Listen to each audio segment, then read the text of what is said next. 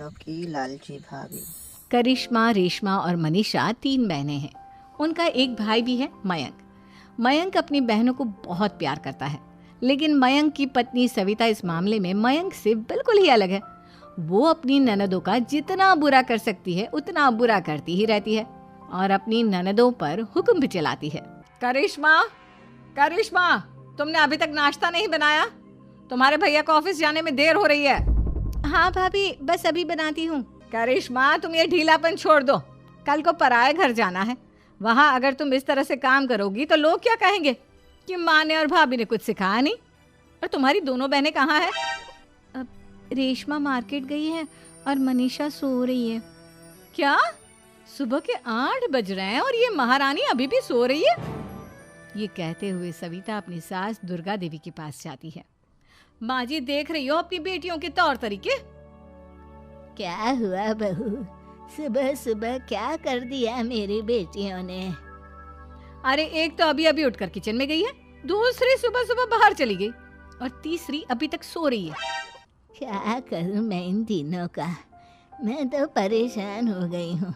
जा जाकर उठा उसे और रेशमा से मैं बात करती हूँ। सविता सीधा मनीषा के कमरे में जाती है और उससे कहती है, महारानी जल्दी उठो, सूरज सर पर आ गया है। भाभी थोड़ी देर और सोने दो ना, मैं रात को लेट सोई थी। वो क्या है ना, यूनिट टेस्ट चल रहे हैं। शराफत से उठती है या नहीं, या फिर पानी की भरी बाल्टी डालूं तेरे ऊपर? नहीं भाभी, मुझे बिस्तर में नहीं नहाना, उठती हूँ मैं। मनीषा जल्दी से उठकर बाथरूम में चली जाती है। सभी आराम से बैठकर नाश्ता कर रहे होते कि तभी रेशमा बाजार से हाथ में सामान लिए आ जाती है। रेशमा को देखते ही सविता उस पर बरस पड़ती है। लो, आ गई महारानी। ऐसा भी क्या सामान लाना था जो सुबह आंख मलते ही बाजार की तरफ रवाना हो गई? भाभी, कल आप ही तो चीख रही थी कि घर का सारा सामान मुझे ही लाना पड़ता है, घर में किसी को भी किसी काम से कोई लेना देना नहीं है। अब मैं बाजार जाकर सामान ले आई तो आपको इस बात से भी तकलीफ हो रही है? देख रही हो माँ जी, अपनी बेटी की जुबान कैंची से भी तेज चलती है। और मयंक, आप तो कुछ कहेंगे नहीं अपनी लाडली बहन को? रेशमा, अपनी भाभी से ऐसे बात नहीं करते। चलो माफी मांगो। भैया, मैं क्यों माफी मांगू? आप भाभी से बोलिए ना कि हम पर कम हुक्म चलाया करे। हम इस घर की बेटियां हैं और आपकी पत्नी की ननद है, नौकरानी नहीं। लो कर लो बात। इनकी भलाई के लिए कुछ भी बोलो तो इन्हें बुरा लग जाता है। इस घर में यही इज्जत है मेरी। देख लो माँ जी, आपकी बेटी किस लहजे में मुझसे बात कर रही है। सविता वहां से चली जाती है। मयंक को बहुत गुस्सा आता है, वो भी वहां से चला जाता है। फिर करिश्मा रेशमा को समझाती है, रेशमा, तुम्हें भाभी से माफी मांग लेनी चाहिए थी ना। लेकिन दीदी, मैंने कुछ किया ही नहीं, तो मैं माफी क्यों मांगू? हाँ करिश्मा दीदी, रेशमा दीदी जैसे ही घर में आई भाभी ही उन पर चिल्ला रही थी। हाँ, मैं मानती हूँ कि गलती भाभी की थी। मैं तो इसलिए बोल रही हूँ कि भाभी ने माँ को तो पूरी तरह अपने वश में कर लिया है। वो हमारी बात सुनती ही नहीं। मयंक भैया हमारे लिए हमेशा खड़े रहते हैं, इसलिए उनकी बात का मान तो तुम्हें रखना चाहिए था ना।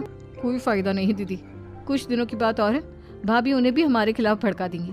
फिर वो भी माँ की तरह हमारी किसी बात का विश्वास नहीं करेंगे। इसी तरह सविता अपनी तीनों ननदों को किसी न किसी बात पर परेशान करती रहती थी। एक दिन मयंक अपनी तीनों बहनों के लिए गिफ्ट लाया।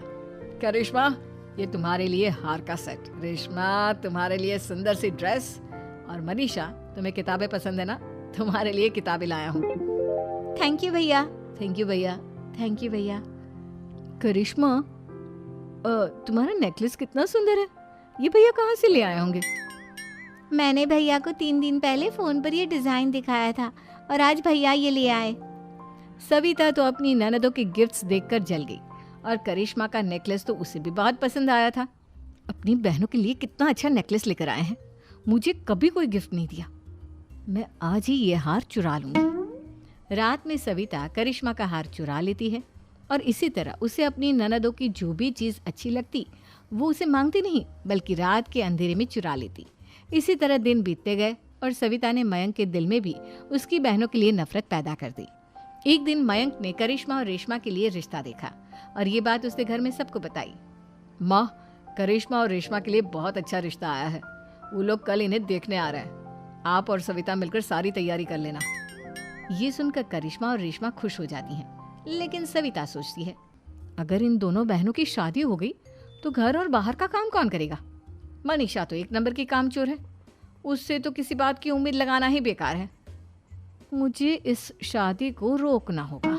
अगले दिन सभी लड़के वालों के स्वागत की तैयारी करने में लगे होते हैं। तभी मयंक अपनी बहनों से आकर कहता है, तैयार हो गई तुम दोनों? देखो दोनों लड़के बहुत अच्छे हैं, मैं कोई कसर नहीं छोड़ना चाहता, इसलिए तुम उनके सामने अच्छे से बिहेव करना और अपनी भाभी से लड़ने मत लग जाना। करिश्मा, तुम वो नेकलेस पहन लो ना जो मैं तुम्हारे लिए लाया था। भैया मैं बहुत देर से वो नेकलेस ढूंढ रही हूँ, लेकिन मुझे मिल ही नहीं रहा।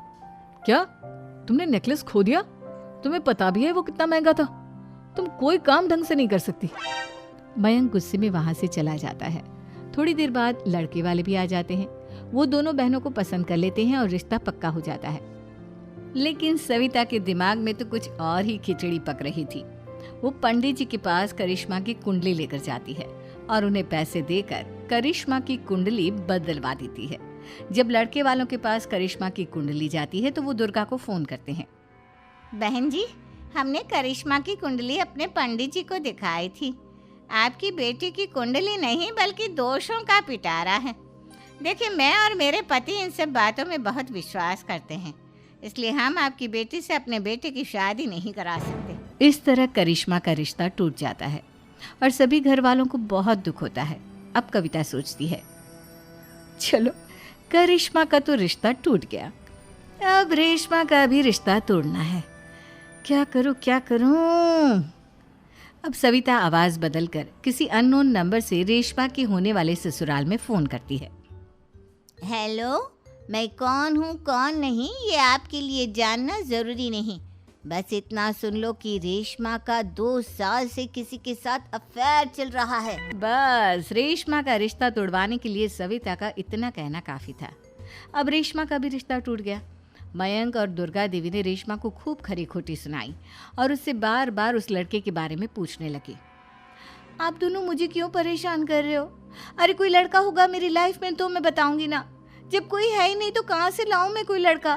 तो तेरे होने वाले ससुराल वालों को फोन किसने किया था? माँ मैं नहीं जानती किसने फोन किया था, मैं सच कह रही हूँ। मैं तो पहले ही कह रही थी इसकी लगाम खींच कर रखो, लेकिन मेरी सुनता ही कौन है।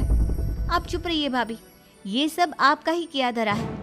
अब तीनों बहनों को विश्वास हो जाता है कि ये सब उनकी भाभी ही कर रही है। तीनों बहनें अपनी भाभी को सबक सिखाने के लिए एक वकील कर लेती है और घर में हिस्सा मांगना। देखो भैया, माँ बाप की जायदाद में जितना बेटों का हक होता है उतना ही बेटियों का, इसलिए इस घर के 4 हिस्से होंगे और हमें अपना हिस्सा चाहिए। मैंने तुम्हारे लिए क्या क्या नहीं किया और तुम इस घर में हिस्सा मांग रही हो?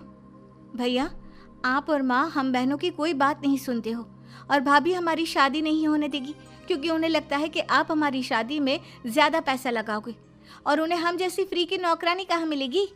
तो हम भाभी के साथ तो रह नहीं सकते, हम बहनों को अपना हिस्सा चाहिए। अरे तुम्हें शर्म आनी चाहिए अपने भाभी पर ऐसा इल्जाम लगाते हुए। वो तुम्हारे बारे में कितना सोचती है। हाँ माँ, भाभी हमारे बारे में बहुत सोचती है, दिन रात बस यही सोचती रहती है कि किस तरह से अपनी तीनों ननदों को परेशान करूं और कभी मुझे पढ़ने भी नहीं देती। दोनों बहनों का रिश्ता भी तो इन्होंने ही तोड़वाया है और रात में हमारे कमरे में आकर हमारी चीजें भी चुराती हैं। इसी तरह सविता की तीनों ननदें अपनी बात पर अड़ी रही। अब कोर्ट में तारीख भी शुरू हो गई। जब सविता को लगा कि उसकी तीनों ननद इतनी आसानी से नहीं मानने वाली, तो उसने अपने पति और सास को सारी सच्चाई बता दी और अपनी तीनों ननद से माफी मांगी। मयंक और दुर्गा को भी अपनी गलती का एहसास हो गया। अब सविता खुद करिश्मा और रेशमा के लिए अच्छा रिश्ता ढूंढती है और उनकी शादी